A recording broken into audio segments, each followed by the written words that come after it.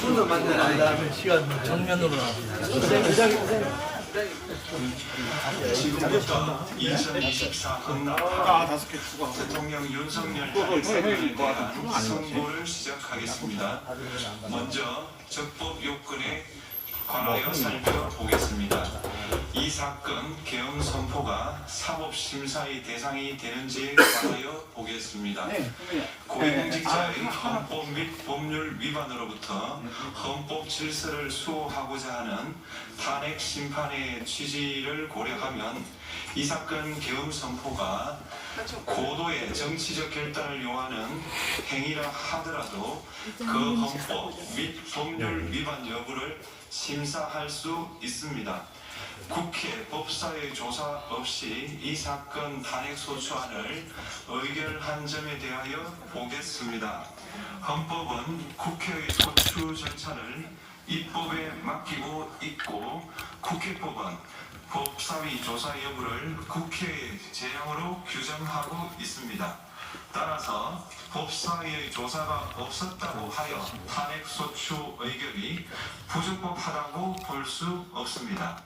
이 사건 탄핵소추안의 의결이 일사부재의 원칙에 위반되는지 여부에 대해서 보겠습니다. 국회법은 부결된 안건을 같은 회기 중에 다시 발의할 수 없도록 규정하고 있습니다. 피청구인에 대한 1차 탄핵소추안이 제418회 정기회 회기에 투표 불성립되었지만 이 사건 탄핵소추안은 제419회 임시회기 중에 발의되었으므로 일사부재의 원칙에 위반되지 않습니다.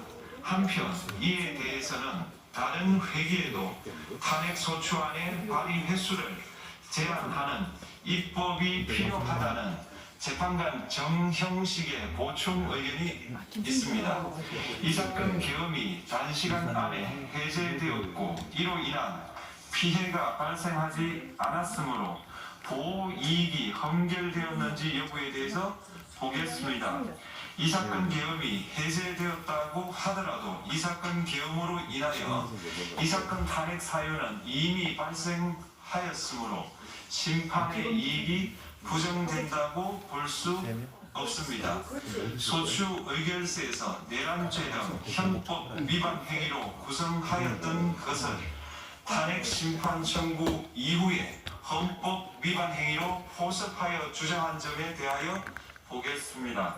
기본적 사실관계는 동일하게 유지하면서 적용 법조문을 철회, 변경하는 것은 소추사유의 철회, 변경에 해당하지 않으므로 특별한 절차를 거치지 않더라도 허용됩니다.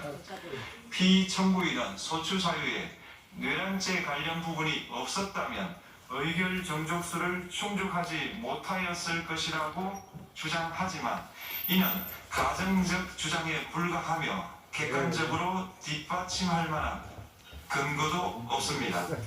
대통령의 지위를 탈취하기 위하여 탄핵소추권을 남용하였다는 주장에 대하여 보겠습니다. 이 사건 탄핵소추안의 의결 과정이 적법하고 피소추자의 헌법 또는 법률 위반이 일정 수준 이상 소명되었으므로 탄핵소추권이 남용되었다고 볼 수 없습니다.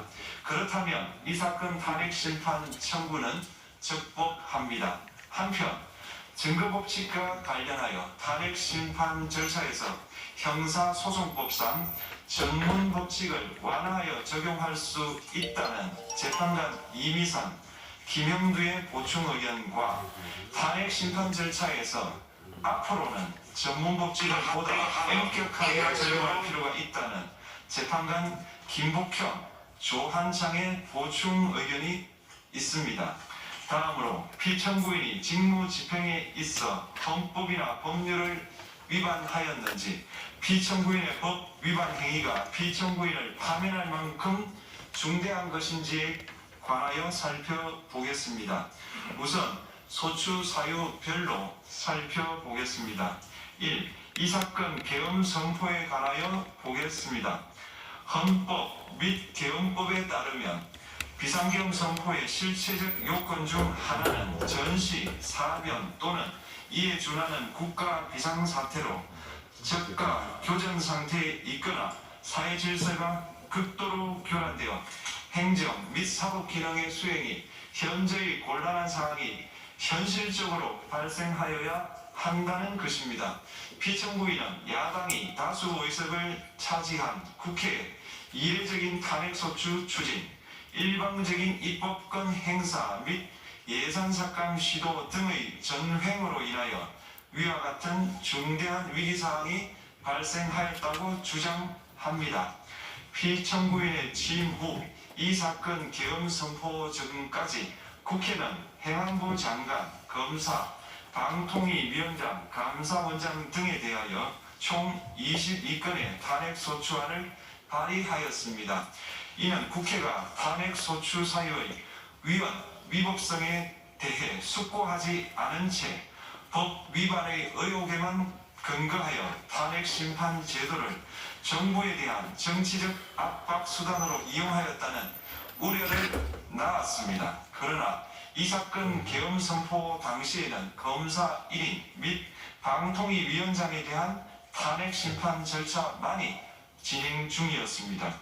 피청구인이 야당이 일방적으로 통과시켜 문제가 있다고 주장하는 법률안들은 피청구인이 제의를 요구하거나 공포를 보류하여 그 효력이 발생되지 않은 상태였습니다.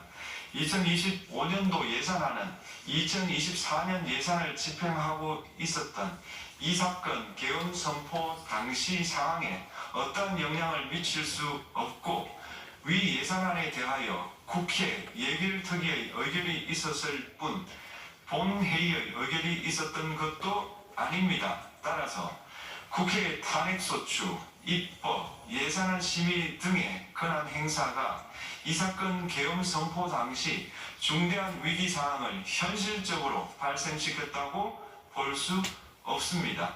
국회의 권한 행사가 위법, 부당하더라도 헌법재판소의 탄핵 심판, 피청구인의 법률안 제의 요구 등 평상시 권력 행사 방법으로 대처할 수 있으므로 국가 긴급권의 행사를 정당화할 수 없습니다.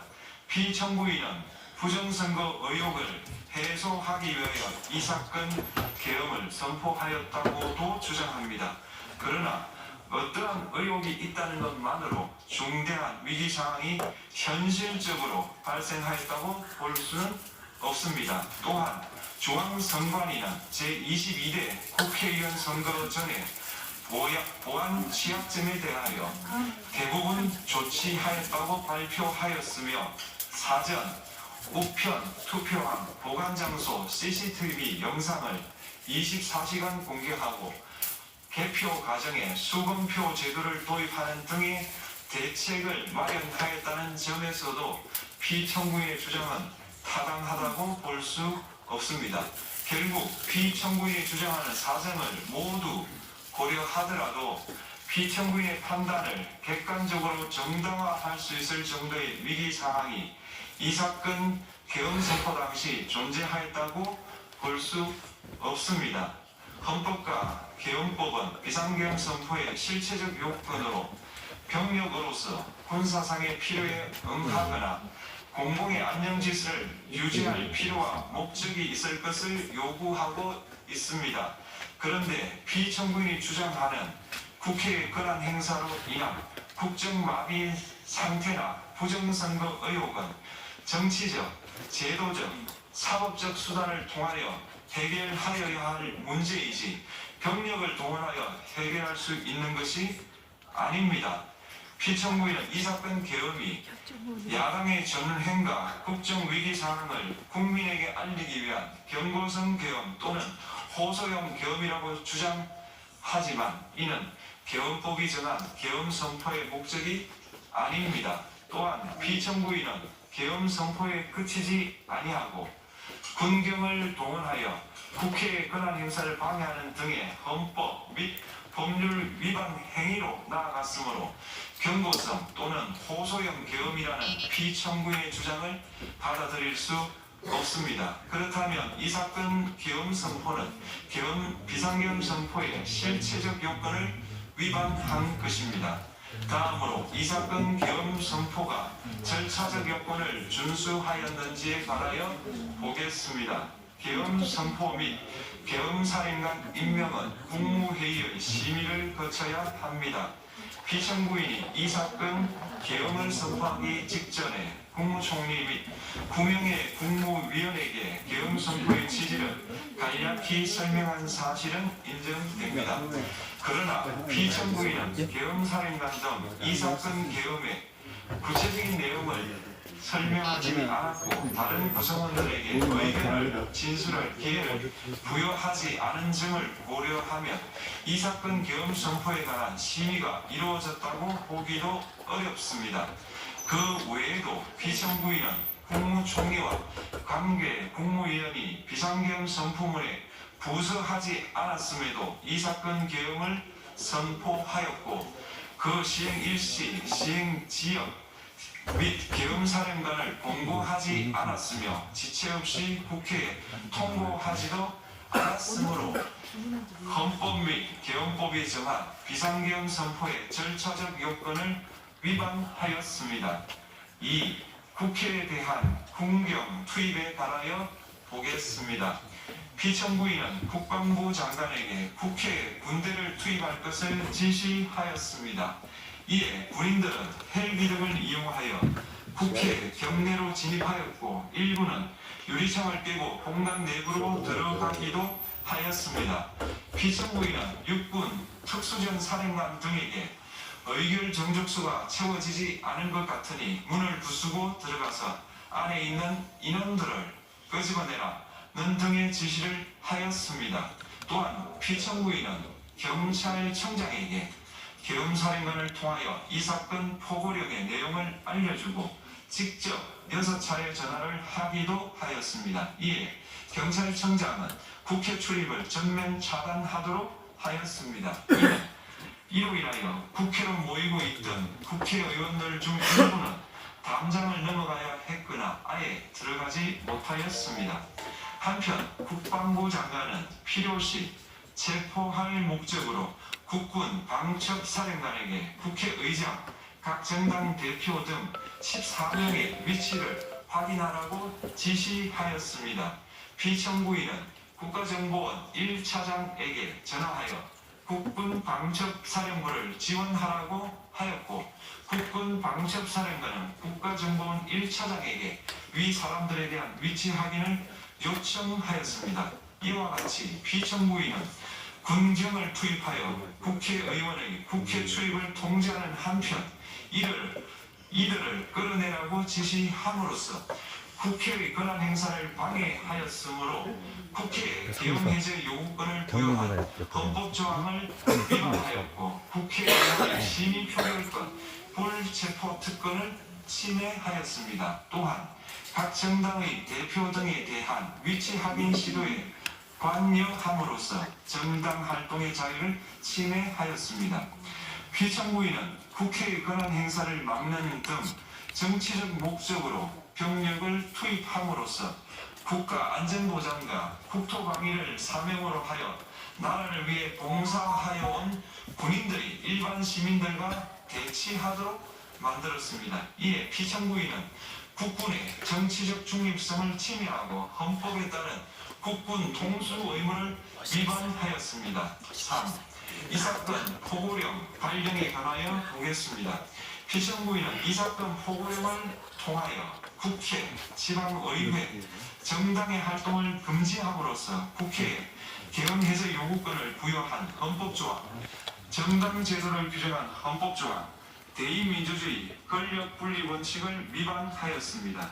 비상계엄 하에서 기본권을 제한하기 위한 요건을 정한 헌법 및 계엄법 조항, 영장주의를 위반하여 국민의 정치적 기본권, 단체 행동권, 직업의 자유를 침해하였습니다. 4. 중앙선관위에 대한 압수수색에 관하여 보겠습니다. 피청구인은 국방부 장관에게 병력을 동원하여 선관위의 전산 시스템을 점검하라고 지시하였습니다. 이에 따라 중앙선관위 청사에 투입된 병력은 출입 통제를 하면서 당직자들의 휴대전화를 압수하고 전산 시스템을 촬영하였습니다. 이는 선관위에 대하여 영장 없이 압수수색을 하도록 하여 영장주의를 위반한 것이자 선관위의 독립성을 침해한 것입니다. 5. 법조인에 대한 위치 확인 시도에 관하여 보겠습니다.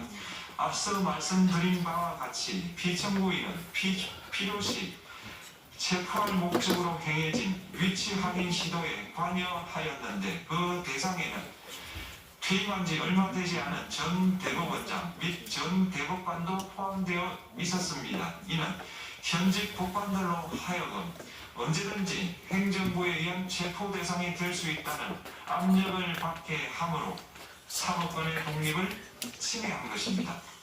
지금까지 살펴본 피청구인의 법 위반 행위가 피청구인을 파면할 만큼 중대한 것인지 관하여 보겠습니다.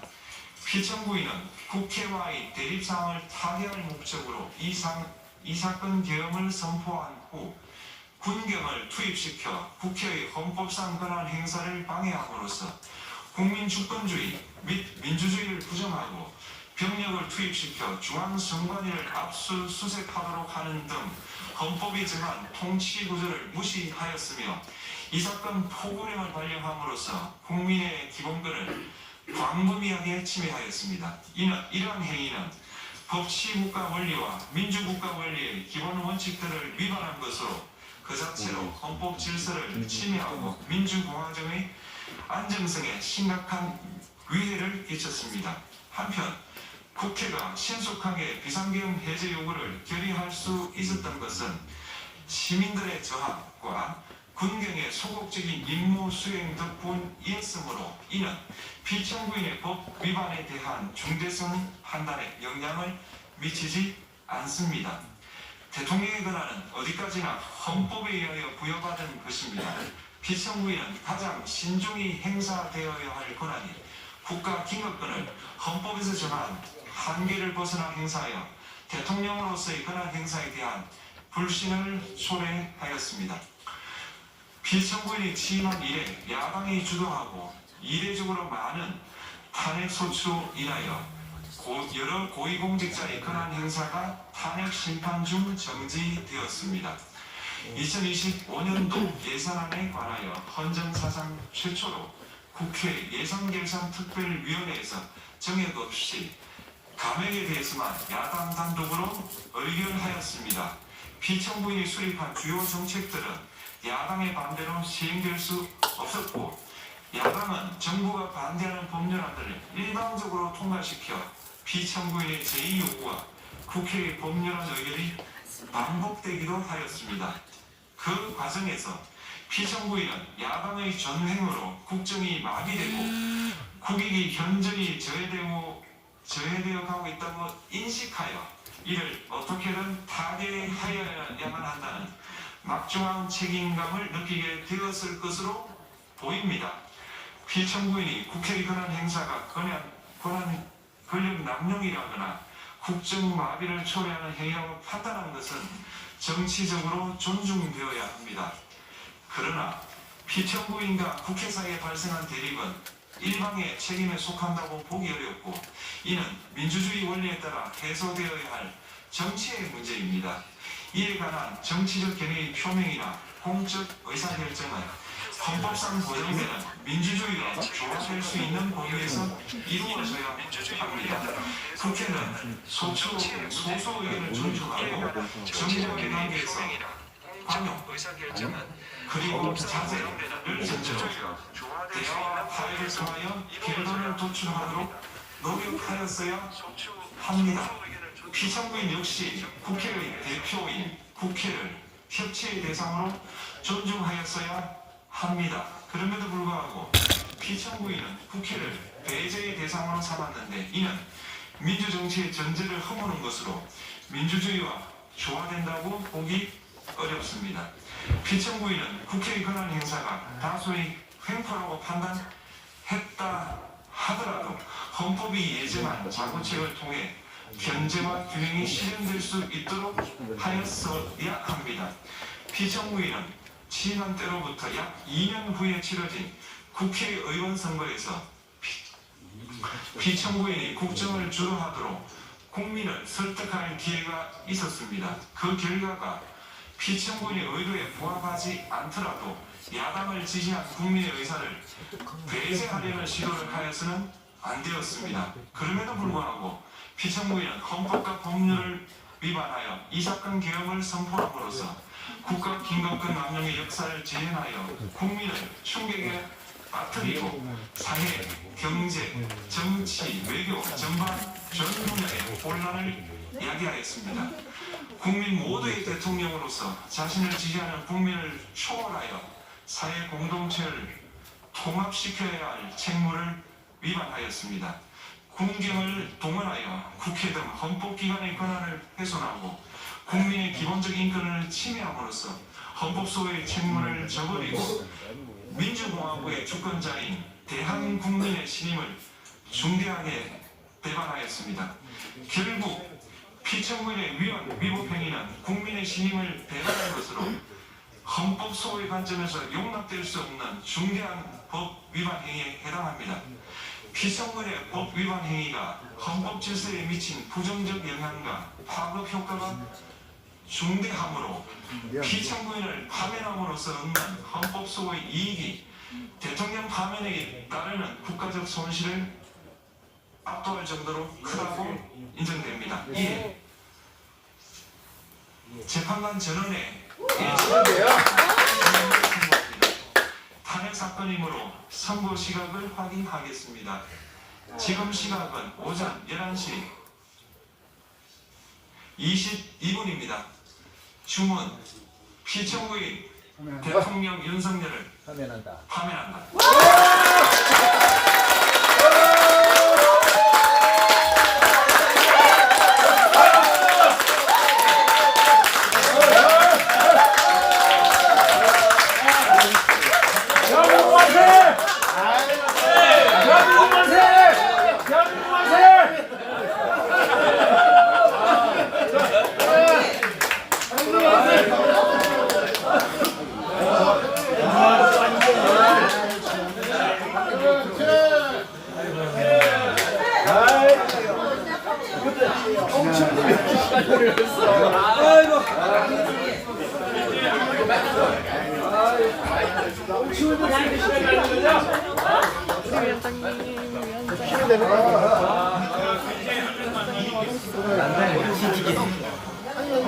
고생했습니다.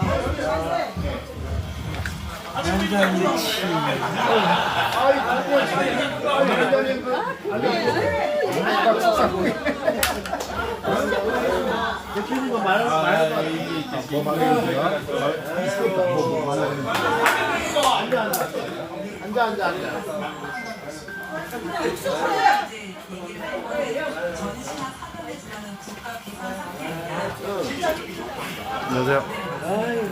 우선 감옥 안 가도 돼. 아직 모르겠습니다. 네, 페북 라이브 중에는 파고없어.